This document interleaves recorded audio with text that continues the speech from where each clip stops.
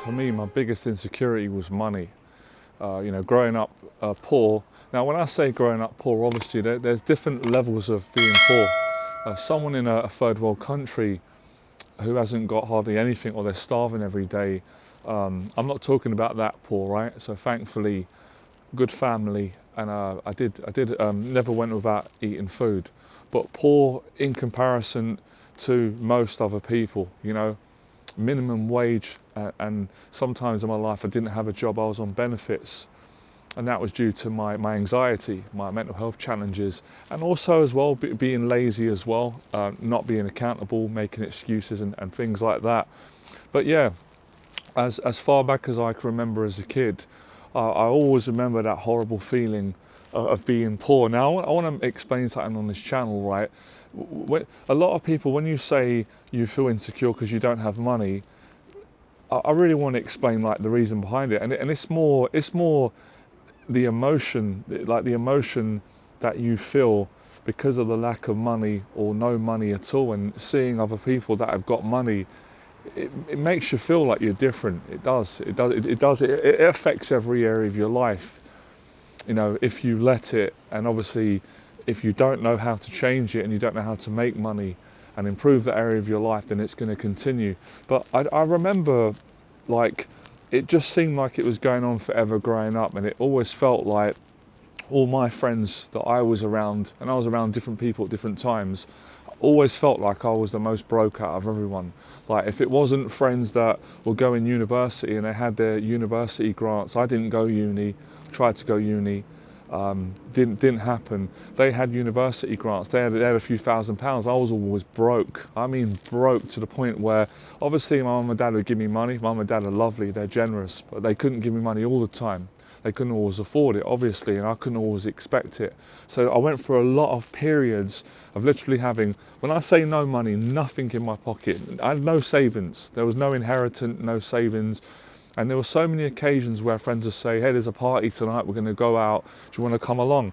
And it was so embarrassing sometimes. I had to say, oh, I can't make it. Like, of course I was dying to go. I wanted to go. I was young. You want to go out to a party, you want to meet girls, you want to get a girlfriend, you want to have fun with your friends, and I couldn't go. Like, it was so embarrassing for me that there were times where I didn't have the train fare. So it's not like I could just get the train, go to the venue, and then suffer not having any drink or any food. And it was so humiliating. I used to hate myself for it. I used to feel ashamed. I used to feel angry at myself. I used to obviously feel frustrated at the world. And I used to always feel like, why am I broke? Why am I poor? Why can't I make money? And at the time, my belief, see, that's what a lot of people don't understand. Most of us that grow up poor, we're not educated on money. And it's our parents, a lot of times, they don't know how to educate us because they grew up poor as well. So we don't have someone to come in and say, hey, you can make money, don't feel insecure if you don't have it, this is how you do it. And if you don't have someone to educate you and teach you how to make money, you're going to have that horrible human deep insecurity that I'm never going to make money. Like, I'm always going to be poor. And then obviously you start thinking, well, like, how am I going to get a girlfriend then? And I'm not talking, guys, about, if anyone knows me, I'm not into fake stuff. I'm not into, look how much money, look at my cars, I hate all that stuff. But let's put things into perspective here. Let's talk reality. Like, for my mindset, it wasn't like, oh, I need to make loads of money so women go out of me because I've got money. No, it's not. It's like, well, how am I going to maintain a relationship with a girl that I love if I don't have any money? I can't take her to the cinema. Like, I won't be able to pay the rent. Like, even for myself.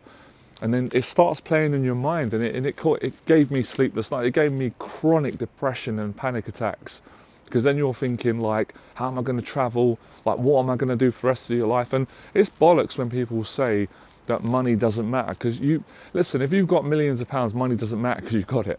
But you try telling someone who's broke, who's starving, who was even way poorer than I was, that money doesn't matter. Sometimes we need to put things into perspective. Now, there's going to be a counter argument. People are going to say things like, oh, it's shallow, if you talk about money and if you flash your money, and I agree on that. But there's a balance between having enough money so you can live a good normal life or a great life, as opposed to not having any. And as I said, I've been like piss poor. I've been in times in my life where I didn't have £2 to get on the train.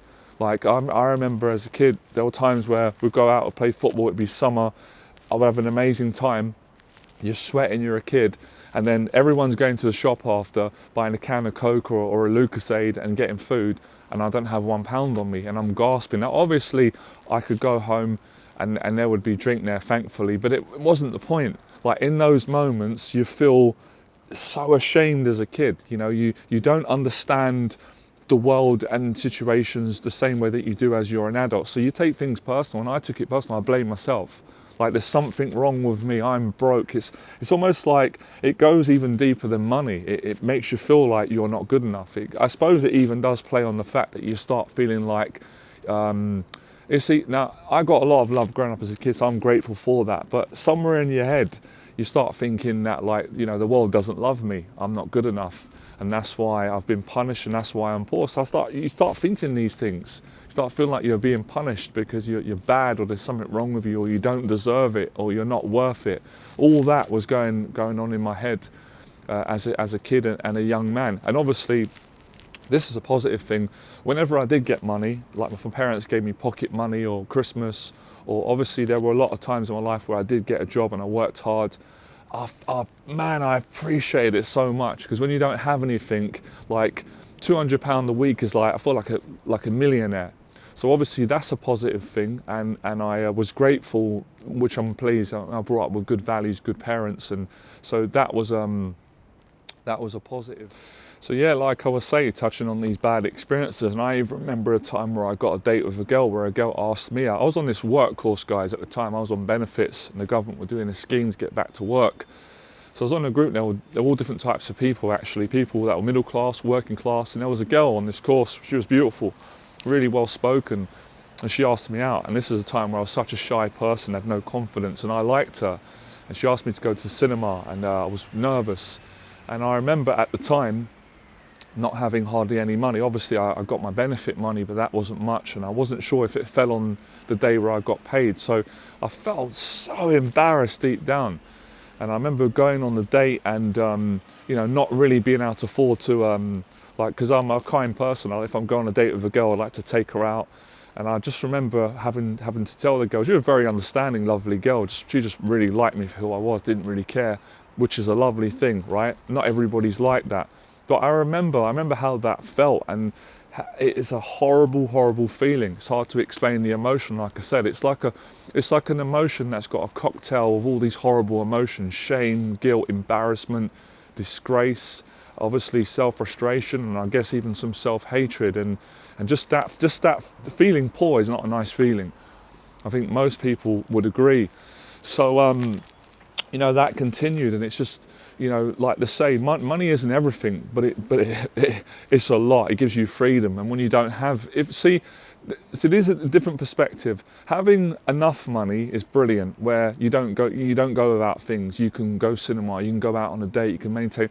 Having millions of pounds, I've never had millions and millions, right? I believe I could, but that's not my main goal, but I believe I can, right? Nothing wrong with that, right? Because you can be a good person with millions, you can be a horrible person with millions, you can be a good person poor, you can be a horrible person poor, and that's down to you, right? Just wanted to get that out. So, you know, I even remember going for a stage where, and I know this isn't true now, but I had an association where it was almost like, well, I'm never going to really get a girlfriend, I'm never going to fall in love with a girl love me because I don't have any money. And it's not like I thought, well, women only date guys with money, even though there is a narrative with that, and that can be true, that can be false. But it was like, again, I'm like, how am I going to get rid of this horrible feeling of low self-worth and self-esteem if I don't make any money? And I didn't believe I could. I obviously did get jobs at different points, and I appreciated those jobs. Most of those jobs were low paid. And I'm not saying all the jobs, but most of them I was treated like shit by the bosses and stuff. They weren't good people. I just weren't treated well. And I hated that. I couldn't stand the fact. I was aware when I was younger that when you don't have much money, people can take advantage of you because they're aware that you need the money, you need the job, you're worried, all your security is based on keeping that job. So, you know, bosses, and I'm not saying all bosses and managers, again, guys, don't take things out of context. Like I said, I remember working as a postman, and one of the best managers I ever worked for was at Raw Mail, and he was just a lovely guy, treated me well. That's why I always remember him. I always speak highly of him. But I worked for many bosses who treated me like shit. And then I ended up eventually in most jobs losing my temper, telling them to stick their job. I told them to stick their job up their arse, and then I left. But that was kind of difficult, because then it was back to being broke again, back to being unemployed. And that wasn't a nice feeling as well, being unemployed at certain times. So, and also as well, when I did have jobs and I was making a full-time income, which was lovely, a bit of a contradiction, but for most part, I didn't know how to save money. And that's a skill that a lot of poor people don't have, because we're not taught again. So we don't know how to make money. And when we do make some money, we don't know how to save it and invest it. So we've got a future, we have savings. And I went through most of my life never having savings, and dealing with the insecurities and not having that security. So it affects self-worth, it affects you going forward in every area of life. And it's hard to live in a society where it's hard to walk out the house without spending money. You need to get a coffee, you've got to spend money. You've got to get on public transport, you need to spend money. You want to get food, you've got to spend money. You want to get a gym membership, you want to travel, you want to take a friend out, you want to take your family out. It's not easy living in a world, especially when you live in a rich country, and I did, living in London, growing up in West London, which I think is one of the most richest boroughs, even though obviously I grew up in a council estate, which is predominantly poor. So when you're aware that people are very close to you that have got a lot of money and wealthy, it makes you feel more insecure, because then you have something to compare to. So dealing with all that affected my mental health, there's no doubt about it. And I never had the confidence back then, I never had the guts to talk about it. That was the hardest thing for me. I didn't want people to know. I didn't want them to know that that's how I felt inside, that's what I was dealing with. That was my vulnerabilities, my insecurity. So going through that, although that was horrible and it took me many years, I'm glad I went through that, because that's what helped me to change my life when I was in my early 20s. Some of you know this story. I'll tell it again, I love telling it. I started listening to Les Brown, and he inspired me, and he motivated me, and he spoke about, being adopted. I wasn't adopted, but that's not the point. Living in an abandoned building, being broke, being called dumb at school. I was called dumb, and that connects again with, being poor, not having money. Oh, I don't have money. And you come up with a story, because I'm a dumb person, I'm an uneducated person. And a lot of that isn't true, but when you believe it and you live out of those beliefs, it's true, because you make it true by believing it and acting on it. And that's what I did. I couldn't seem to get out of this rut all the time. So like I said, when I had jobs, they were low paid jobs, I couldn't really get ahead, and I didn't know how to save.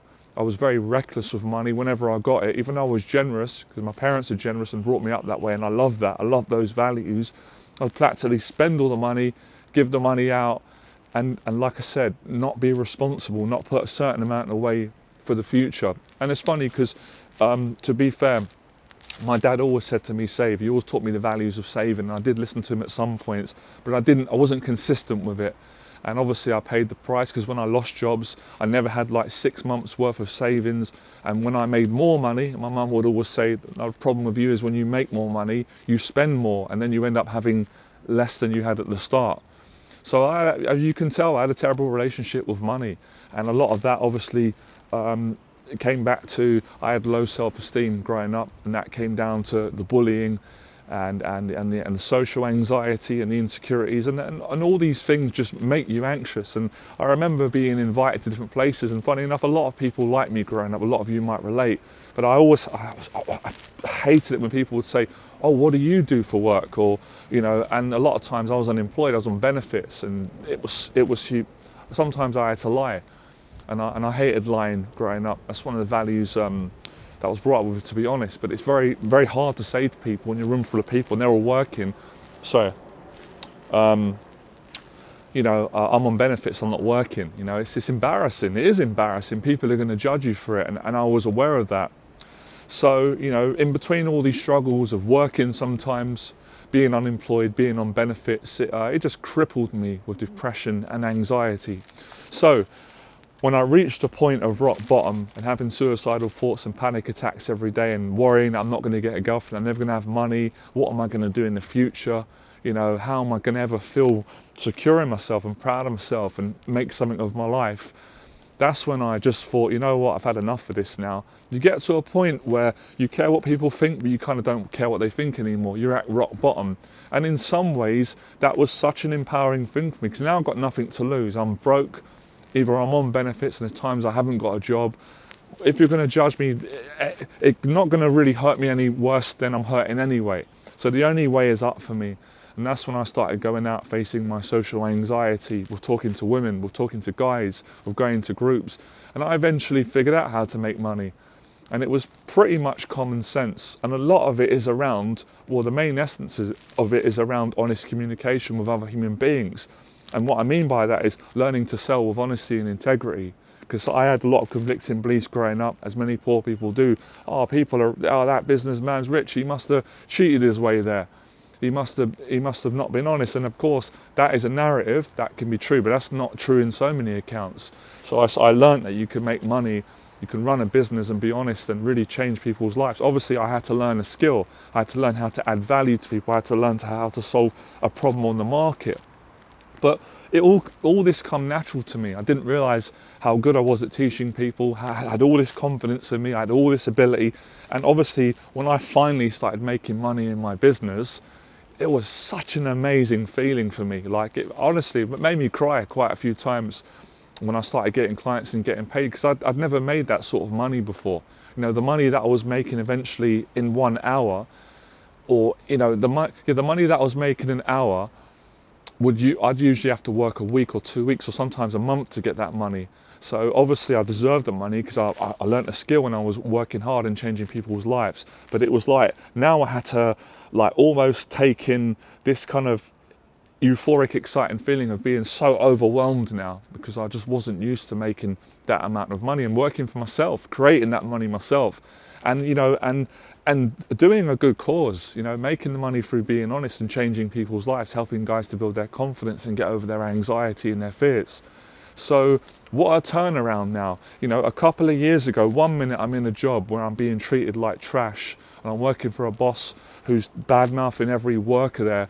And when I'm getting tips, he's taking the money from me. He's basically stealing the money from me and treating me bad, to like literally 3-4 years later, I'm my own boss. I'm treating people well. I treat my clients really well, and I'm getting paid really good money, and I'm doing a job that I love. It's not work really. Obviously it has its challenges, but I love it. I'm passionate about it. I'm getting paid to coach people. People are traveling all around the world to take my coaching, and I'm getting paid like 5 times the amount I was in these lower paid jobs. So my message on this channel for anybody, for you guys, is you can make money. Don't feel like because we grew up poor we can't become rich and make money, because you can, because I did it and many people have done it. But you have to be willing to, you can't just be willing, you got to face your fears.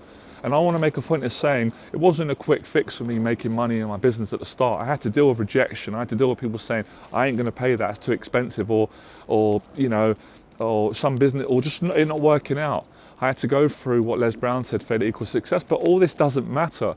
One of the things I realize is, for so many years, it was myself holding me, I was holding myself back. I cared too much about what people thought about me. I was afraid to admit my insecurities. But when you admit your insecurities and you speak them out loud, nothing ever really happens. People never judge you in the way that you think they're going to judge you. And if they do judge you, you just deal with it and move on, and you get stronger, then you make the money.